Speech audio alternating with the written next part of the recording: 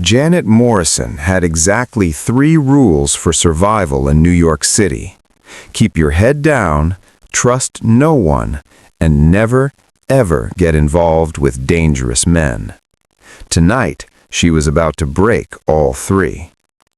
Quick pause. Tell me in the comments where you're watching from. If this story has you hooked, hit like and subscribe, because what's coming next is even more intense. The charity gala at the Metropolitan Museum was supposed to be simple. Her job as an event coordinator meant blending into the background, ensuring the wealthy elite had their champagne refilled and their egos stroked. She'd done 100 of these events, moving through crowds like a ghost, invisible and efficient.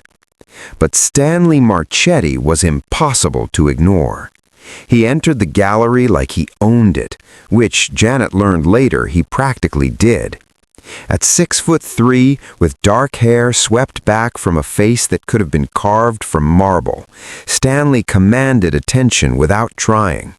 His charcoal suit was clearly bespoke, tailored to emphasize broad shoulders and a lean, powerful frame. But it was his eyes that stopped Janet mid-step as she carried a tray of champagne flutes.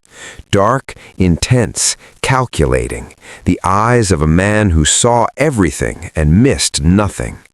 Those eyes locked onto hers across the crowded room. Janet's breath caught.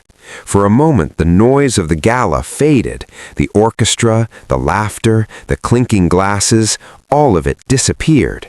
There was only him, watching her with an intensity that made her skin flush hot despite the museum's careful climate control. Then someone bumped into her from behind. The tray tilted. Champagne flutes crashed to the marble floor in a cascade of glass and golden liquid. The sound echoed through the gallery like gunshots. Conversation stopped. Heads turned. Janet's face burned with humiliation as she dropped to her knees, frantically trying to gather the shattered glass with shaking hands. "Don't." The voice was deep, authoritative, and very close. Janet looked up to find Stanley Marchetti crouched beside her, his hand gently catching her wrist before she could cut herself on a jagged shard. His touch was warm, his grip firm, but not painful.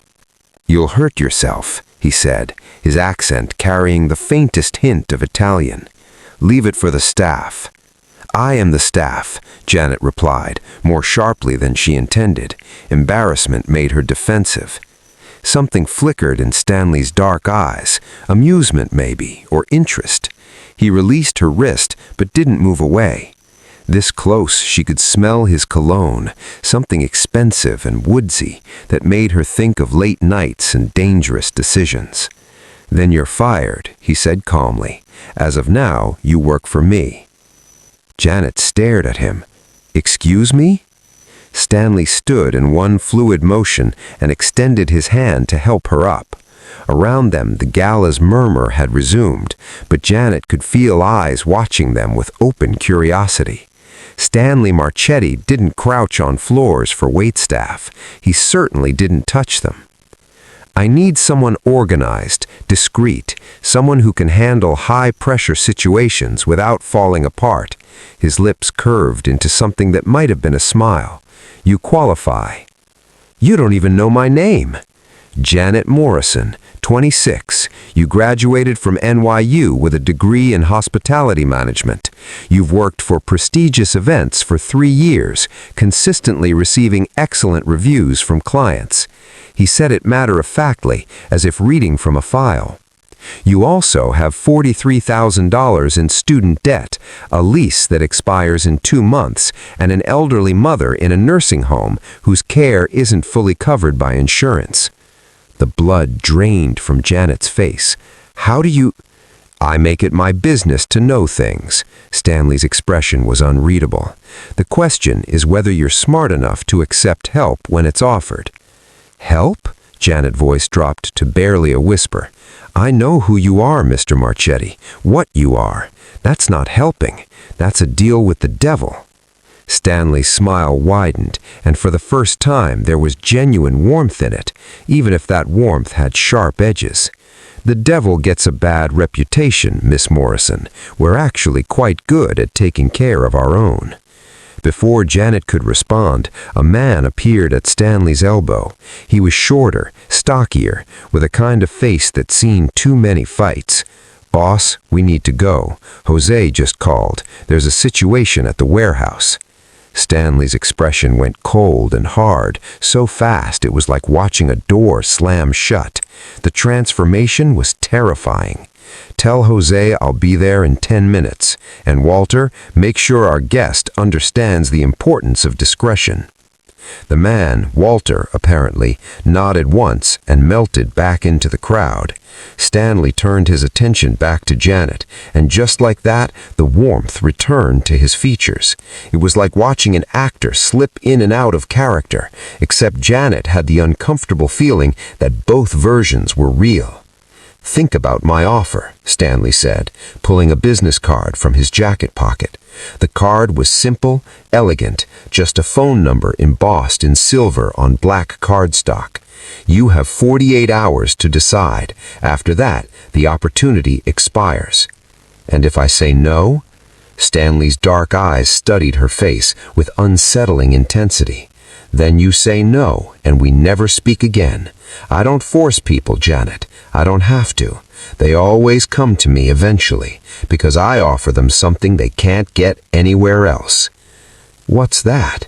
"A way out of whatever cage they're trapped in." He stepped closer, and Janet's pulse jumped. "Everyone's trapped by something. Debt, fear, loyalty to the wrong people.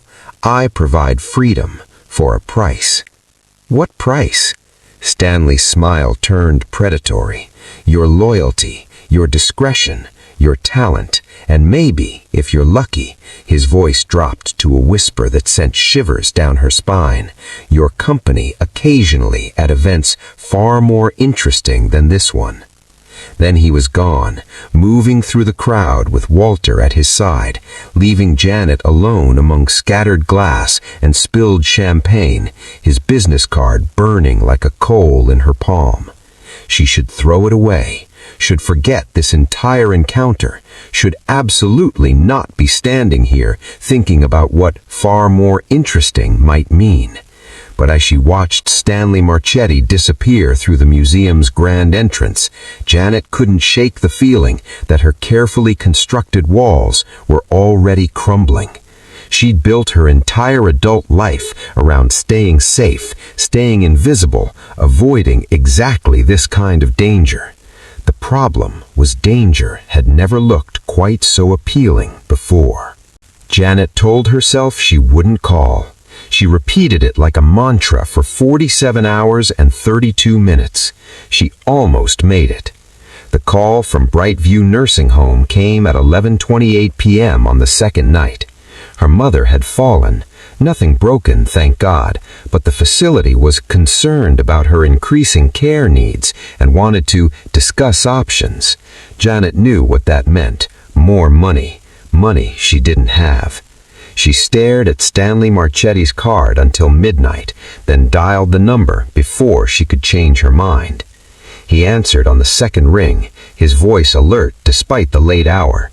"I was beginning to think you'd be stubborn about this." "How did you know it was me?"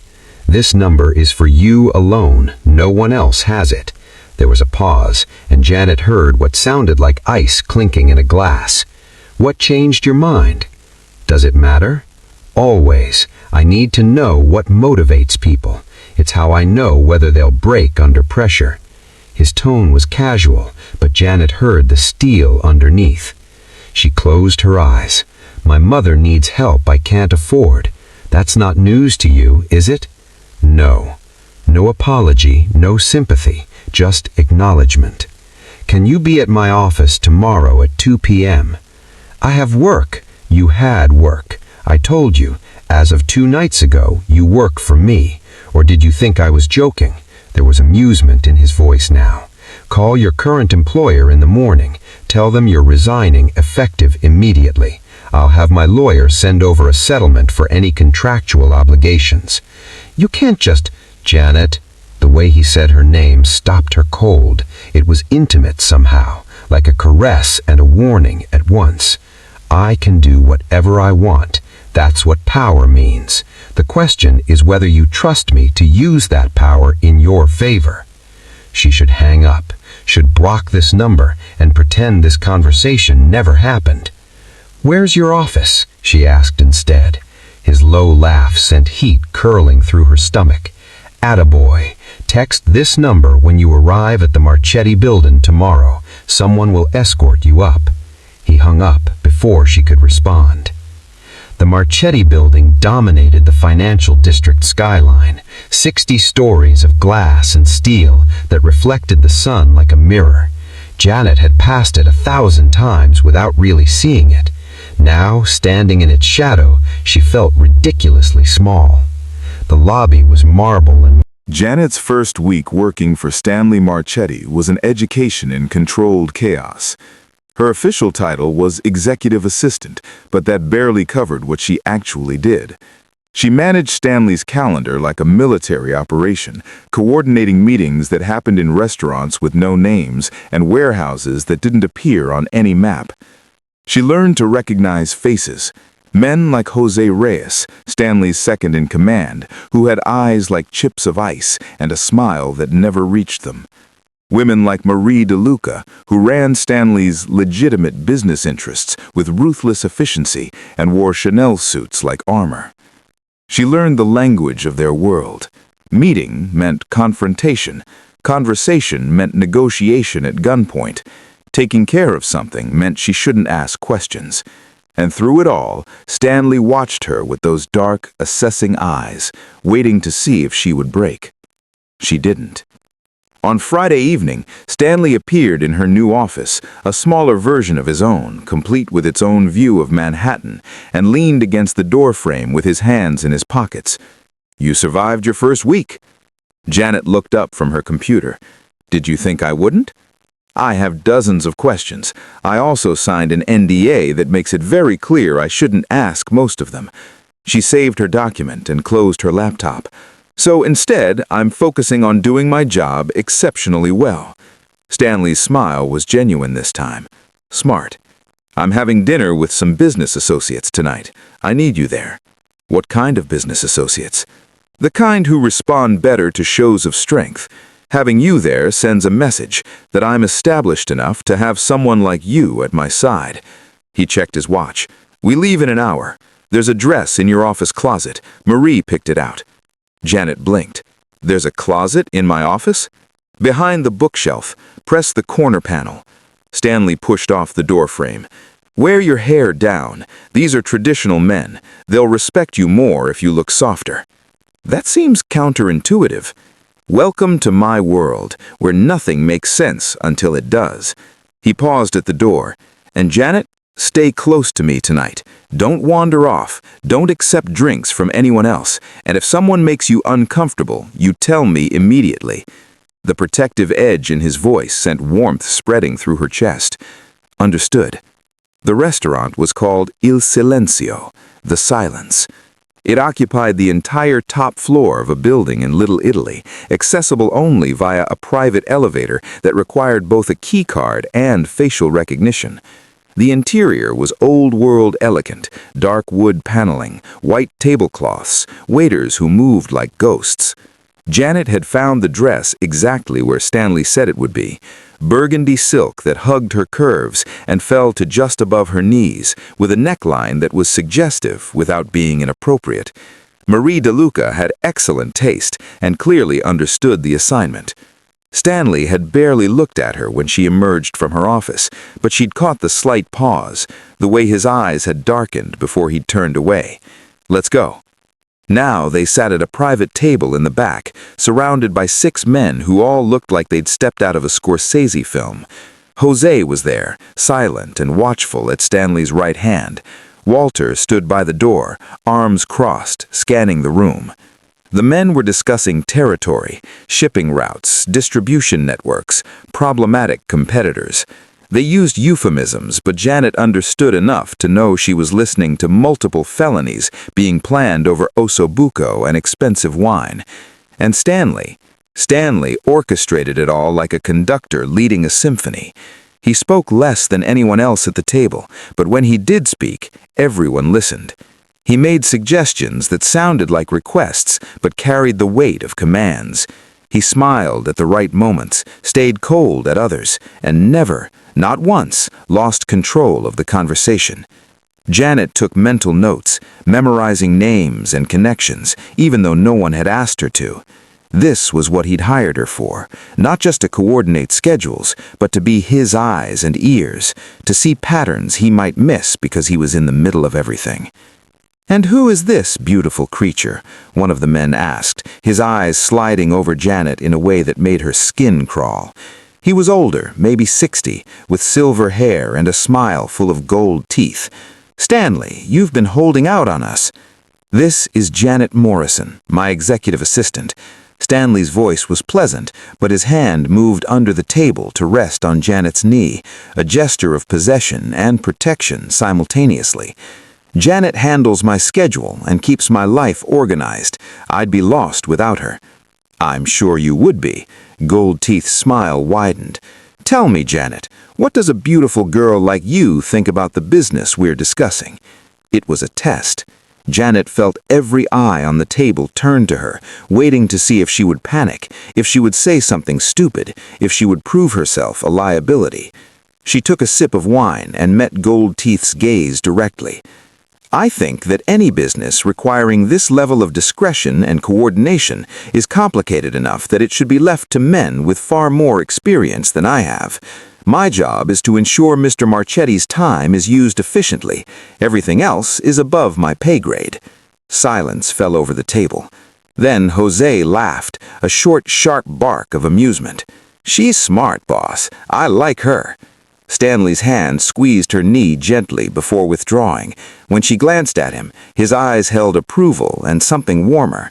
Pride, maybe. "Janet knows her place," Stanley said smoothly. "That's why she's here. Loyalty and discretion are rare qualities." Gold Teeth studied her for another moment, then nodded slowly. "Indeed they are. You've chosen well, Stanley." The conversation moved on, but Janet felt the shift in dynamics. She'd passed some invisible test, proven herself to be more than just a pretty face. These men would remember her now, as someone who understood the rules of their world. The dinner lasted another 2 hours. By the time Stanley stood to leave, deals had been struck, territories divided, and alliances reinforced. Janet had committed every detail to memory, even though she still wasn't entirely sure what she'd witnessed. In the elevator going down, Stanley finally spoke. "You did well tonight. I didn't do anything except sit there and look decorative. You proved you could keep your mouth shut and your wits about you in a room full of dangerous men. That's more than most people manage." He turned to face her, and in the close confines of the elevator, she was suddenly very aware how tall he was, how broad his shoulders were. What would have happened if I'd failed his test? Stanley's expression went cold. "You wouldn't have made it out of that restaurant." Janet's breath caught. "You brought me into a situation where I knew you'd succeed." Stanley's voice was calm, absolute. "I don't take unnecessary risks with my people, Janet. I knew you could handle yourself. I just needed everyone else to know it too." The elevator doors opened onto the parking garage. Stanley's hand touched the small of her back, guiding her toward a black Mercedes where Walter was waiting by the driver's door. "Where are we going now?" "I'm taking you home. It's late." "I can take a cab." "You can, but you won't. Get in." It wasn't a request. The drive through Manhattan was quiet. Stanley sat beside her in the back seat, scrolling messages on his phone while Janet watched the city lights blur past. She was exhausted, mentally more than physically. The constant vigilance required in his world was draining. "You're wondering what you've gotten yourself into," Stanley said without looking up from his phone. "Among other things. Ask." Janet turned to face him. In the dim light from passing street lamps, his profile was all sharp angles and shadows. "Those men tonight, they weren't just businessmen, were they?" "No." And the things they were discussing, shipping routes, distribution, that wasn't legal cargo. No. So what you really do, she trailed off, not sure how to finish. Stanley finally looked at her, and his eyes were completely unreadable. I run one of the largest organized crime families on the East Coast. I control shipping, import-export, construction, sanitation, and about 20 other businesses, both legal and illegal. I employ over 3,000 people, and I'm responsible for their lives and their families' lives. I make decisions every day that keep people safe, fed, and protected. I also make decisions that hurt people, sometimes permanently. "That's what you do," said Janet slowly. "But why do you do it?" Stanley was quiet for so long she thought he wouldn't answer. When he finally spoke, his voice was softer. "Because someone has to. Because the world I grew up in doesn't offer many exits. And if you want to survive, truly survive, not just exist, you need to take control. I took control. Now I keep people safe who can't keep themselves safe. Like me. Like you." His gaze held hers. "You're under my protection now, Janet. That means something in my world. It means no one touches you, threatens you, or even looks at you wrong without answering to me. But it also means you're part of this life now. There's no stepping back once you're in. I signed a 2-year contract. After that, you'll know too much to just walk away." Stanley's smile was sad. "I won't stop you from leaving if that's what you really want, but you'll never be completely free of this world once you've seen inside it. That's the price of the security I'm offering you." The car pulled up in front of Janet's apartment building, a modest walk-up in Queens that suddenly looked even more shabby compared to the world she'd just left. Stanley got out and opened her door himself. The warehouse looked abandoned from the outside, but inside it had been converted into what could only be described as a shrine to old Sicily. Religious icons covered every wall. An elaborate crucifix dominated one end of the space. The meeting room itself was set up like a traditional Italian parlor. Heavy furniture, dark wood, lace doilies on every surface. 5 men waited at a long table. They all had the same general features: thick dark hair going gray, heavy-set builds, faces carved by decades of hard living. The Calabrese brothers and their 2 most trusted lieutenants. The oldest brother, Antonio, sat at the head of the table. He had to be in his 70s, with white hair and eyes like chips of black marble.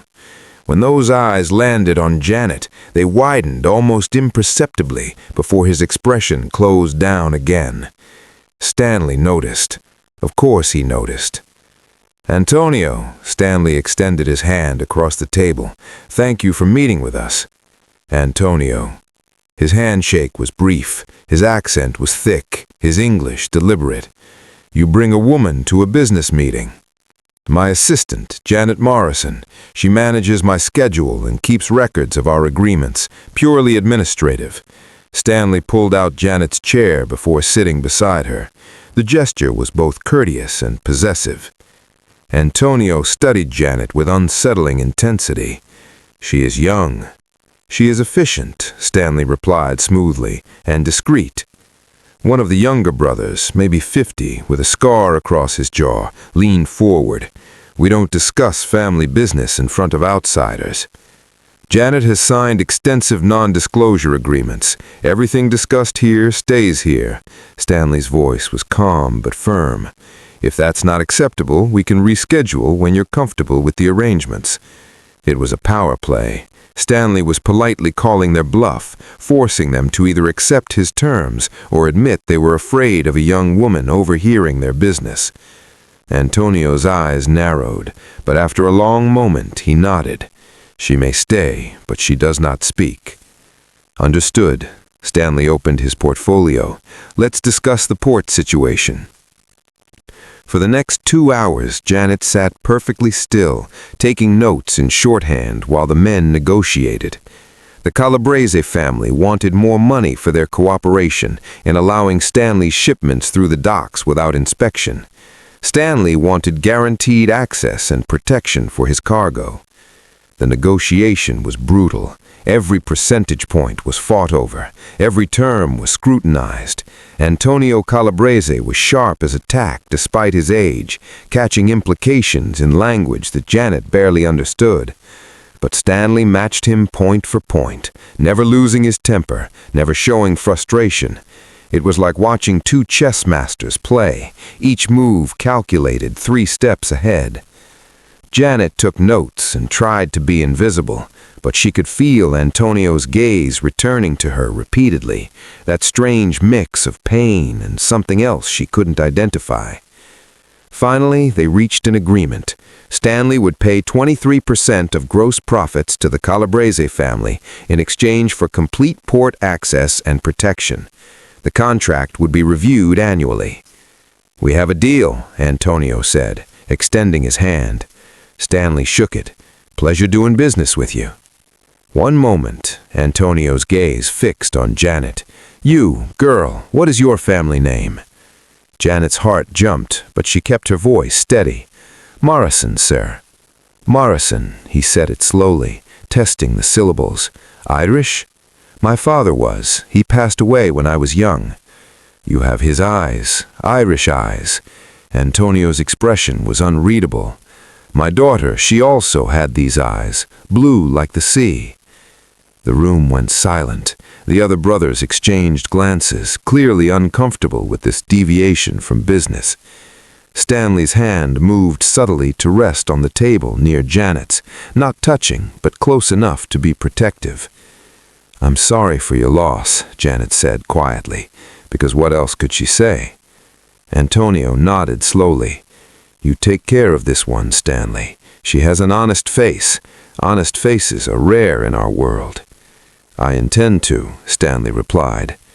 The tension broke. The meeting concluded with handshakes and promises to finalize paperwork by the end of the week.